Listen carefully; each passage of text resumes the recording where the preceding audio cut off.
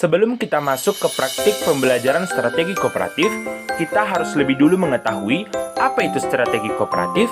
Strategi pembelajaran kooperatif adalah model pembelajaran yang menggunakan kelompok kecil siswa untuk menyelesaikan tugas dan pembelajaran bersama. Dalam model ini, siswa bertanggung jawab atas pembelajarannya sendiri dan pembelajaran seluruh anggota kelompoknya. Pembelajaran kooperatif bertujuan untuk yang pertama, meningkatkan prestasi akademik siswa. Yang kedua, menerima perbedaan individu. Dan yang ketiga, mengembangkan keterampilan sosial. Ayo teman-teman, mari kita sama-sama menyimak video pembelajaran kooperatif yang menggunakan model Jigsaw berikut ini. Selamat pagi anak-anak. Perlu saya ingatkan untuk sekretaris supaya nama-namanya tidak hadir, supaya dicatat. Nanti selesai proses pembelajaran, nama-namanya dikasih sama saya, supaya saya di sini jalan. Oke, yang minggu lalu kita sudah belajar mengenai bagaimana keberagaman agama dapat menciptakan kerukunan, di mana kerukunan itu meningkatkan persatuan dalam Indonesia atau Indonesia. Sekarang kita masuk ke pembahasan yang baru, yaitu hidup beriman. Perlu anak-anak ketahui bahwa hidup dan iman itu tidak boleh terpisah. Jika ada iman, berarti harus ada hidup. Jika ada hidup, berarti harus ada mereka harus saling ketergantungan. Jadi kita membahas yang pertama, apa itu hidup? Hidup adalah suatu kondisi menandai keberadaan suatu organisme. Bisa kita lihat dari yang paling sederhana hingga yang paling kompleks. Jika kita tarik ke dalam sisi filosofis, hidup sering dikaitkan dengan yang pertama yang kesadaran, yang kedua itu ada pertumbuhan, yang ketiga yaitu reproduksi, dan yang keempat itu ada kemampuan untuk beradaptasi terhadap lingkungan. Apa sebenarnya kaitan unsur filosofi ini dengan pembahasan kita kali ini? Itu yang pertama, kesadaran. Setiap yang hidup pasti memiliki kesadaran. Kesadaran yang bagaimana? Kesadaran bahwa dia hidup pasti ada yang menciptakan. Yang kedua, pertumbuhan. Setiap yang hidup pasti memiliki pertumbuhan atau perkembangan. Yang ketiga, ada reproduksi. Reproduksi tujuannya untuk perkembangbiakan, di mana untuk memperbanyak keturunan. Tujuannya adalah untuk mengganti kepunahan hidup yang sudah lama atau hidup yang sudah punah sebelumnya. Baru yang keempat adalah kemampuan beradaptasi dengan lingkungan. Yang hidup pasti tidak terlepas dengan kemampuan dalam beradaptasi dengan lingkungan. Saya mengambil gambar hewan. Di sana bisa kita lihat. Ini bisa kita sebut dengan namanya kodok. Ada yang bisa dengan kata. Ini merupakan gambar yang memiliki dua habitat, atau bisa dikatakan dengan amfibi karena dia memiliki dua habitat hidup. Bisa hidup di air dan bisa hidup di darat. Yang saya minta, mengapa saya membuat gambar di atas, supaya kita memahami bahwa kata sebenarnya telah mencapai unsur filosofis yang keempat tadi yang sudah saya jelaskan, yaitu pertumbuhan, baru reproduksi, baru kesadaran, dan kemampuan untuk beradaptasi dengan lingkungan. Baru kita lanjutkan dengan apa itu iman. Sebelum kita masuk ke sini, Saya menanyakan kepada siswa apa itu pengertian iman. Tujuan saya menanyakan itu adalah supaya siswa tidak merasa lalai dan mengantuk pada saat mendengarkan materi pembelajaran dari saya. Dan saya pun berinisiatif untuk memberikan sebuah pertanyaan yang dimana pertanyaan itu akan membuka sedikit wawasan mereka untuk berpikir tentang apa itu iman yang sebenarnya. Dan oleh sebab itu, salah satu dari mereka ada yang mengetahui apa itu iman. Sesuatu kita harapkan dan bukti dari segala sesuatu yang tidak kita lihat. Dalam perjanjian lama, iman berarti berpegang teguh. Jadi beriman berarti berpegang teguh pada satu keyakinan dan akan suatu hal, di mana hal tersebut dapat dipercaya dan dapat diandalkan. Sebelum kita lanjut ke materi pembelajaran, pada sesi ini saya menyuruh siswa untuk membentuk kelompok yang dimana memberi satu soal yang berbeda kepada siswa, mendiskusikan jawaban yang dimiliki tiap kelompok, dan satu orang perwakilan dari kelompok memaparkan kesimpulan jawaban. Dan yang paling terakhir adalah guru menarik kesimpulan dari hasil diskusi yang sudah siswa dapatkan.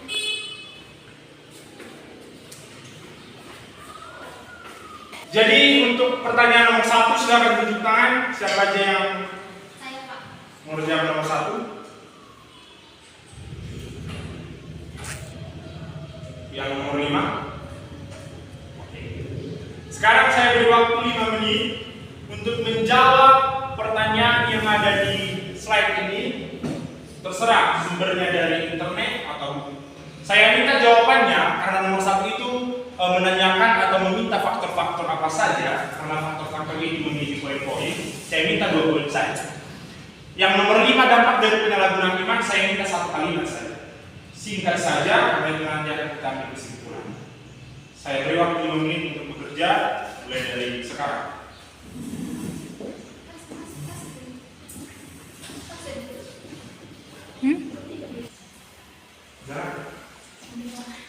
Jadi kamu mencari faktor-faktornya. Di sini, saya sebagai guru bukan berdiri vakum pada satu tempat, melainkan saya pergi kepada tiap-tiap siswa untuk melihat bagaimana hasil kerja mereka atau apa kendala mereka pada saat melakukan diskusi Yang sudah kelompok. siap bisa angkat tangannya.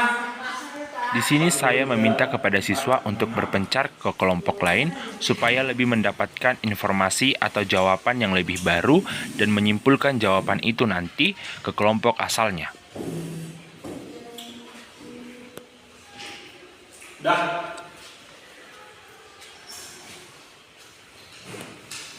Dan saya juga datang untuk menemui siswa yang menurut saya, siswa tersebut tidak memperhatikan saya pada saat memaparkan materi pembelajaran dan menanyakan apa yang kurang dia pahami pada saat diskusi tersebut. Yang nomor 1 silakan gabung dengan temannya yang nomor 1. Yang nomor 5 silakan gabung dengan temannya yang nomor 5 membentuk kelompok. Hitungan ketiga kelompok sudah harus ada. 1. Setelah selesai diskusi kelompok, saya menyuruh tiap-tiap anggota kelompok untuk kembali ke kelompok asal untuk menyimpulkan hasil jawaban yang mereka dapat dari kelompok lain.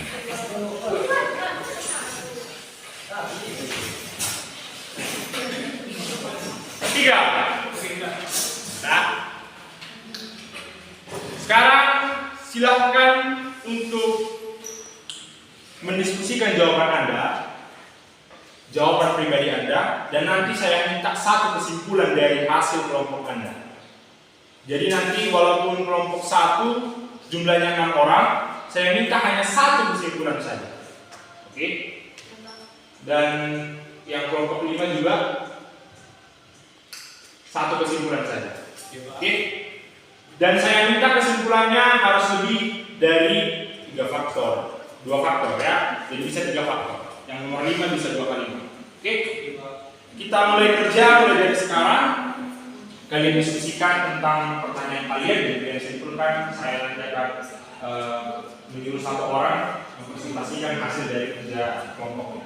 Dimulai dari sekarang.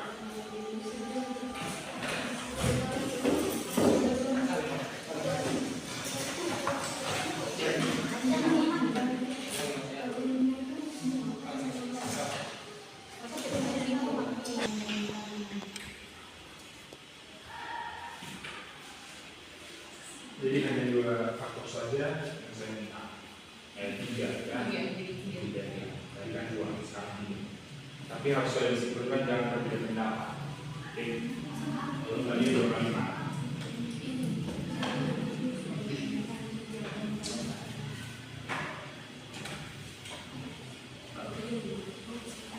Jika sudah selesai, bisa mengangkat tangannya perwakilan satu dari kelompok.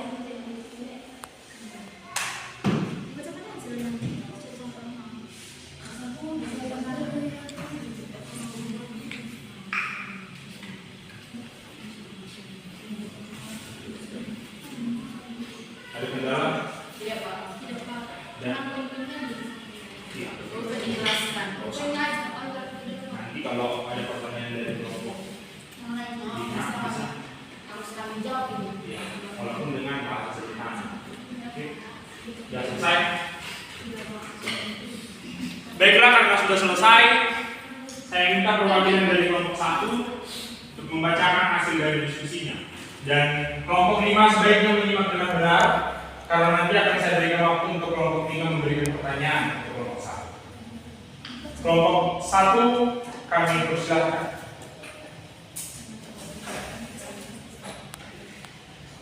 Jawaban yang dapat kami simpulkan dari diskusi kami yaitu faktor-faktornya. Yang pertama yaitu lingkungan sosial yang negatif, yang kedua pengaruh media dan teknologi, yang terakhir adalah hawa nafsu. Kelompok 5 sudah mendengar yang baik? Bukan. Silakan dibacakan dengan orang yang berbeda supaya semua dapat. Baik, yang dapat kami simpulkan Setelah hasil dari jawaban sudah diskusi disimpulkan, kami saya yaitu menyuruh faktor-faktor siswa untuk yang memaparkan menyebabkan hasil kesimpulan yang mereka dapat. Dan kelompok yang lain mendengarkan hasil jawaban dari kelompok yang sedang menjelaskan. pengaruh media sosial dan teknologi, dan yang ketiga itu hawa nafsu. Terima kasih. Sudah? Jadi sekarang kita dengarkan untuk kelompok 5 menyajikan jawaban yang sudah disimpulkan. Kelompok 1 mendengarkan dengan baik. Saya persilakan untuk kelompok 5. Dampak dari penyalahgunaan iman. Dampak dari penyalahgunaan iman mengakibatkan hilangnya kepercayaan seseorang dan keterlibatan individu dalam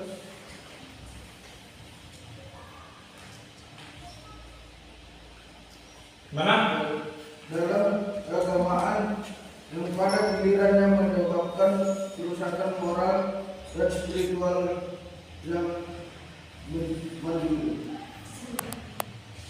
Ya, sudah bisa kira-kira ditangkap? Coba diulang, Pak. Oke, diulang dengan orang yang berbeda.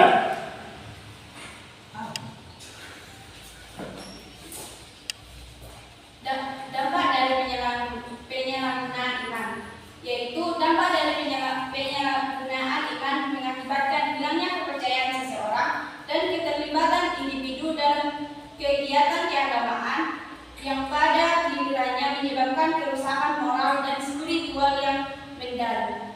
Oke. Silakan jawabannya di bawah depan.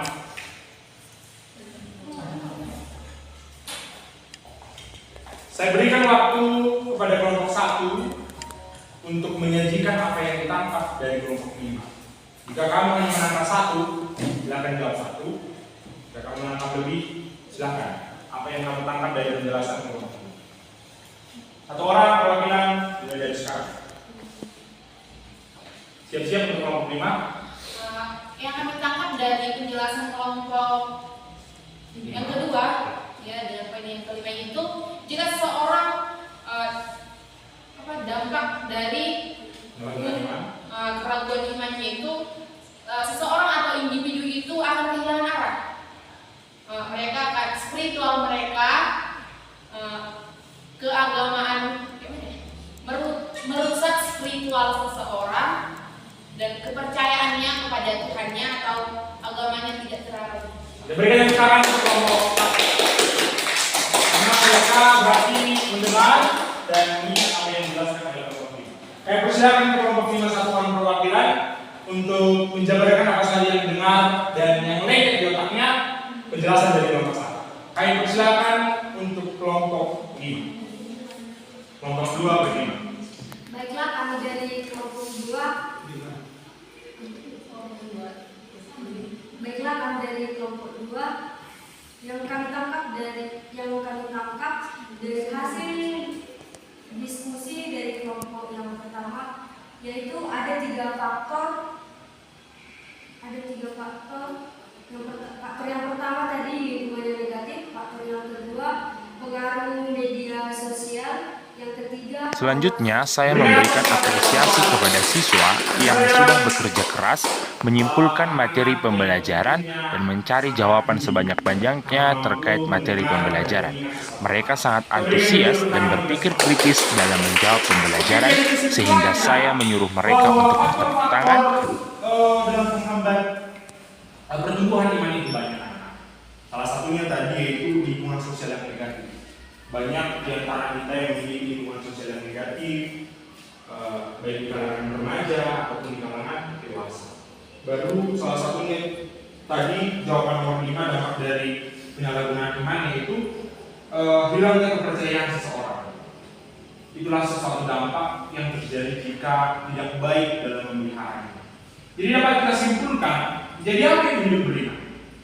Setelah kita mendengarkan penjabaran iman, penjabaran hidup, penjabaran pertanyaan, faktor-faktor dan dampak dari penyalahgunaan iman, siapa yang bisa menyimpulkan apa itu hidup beriman?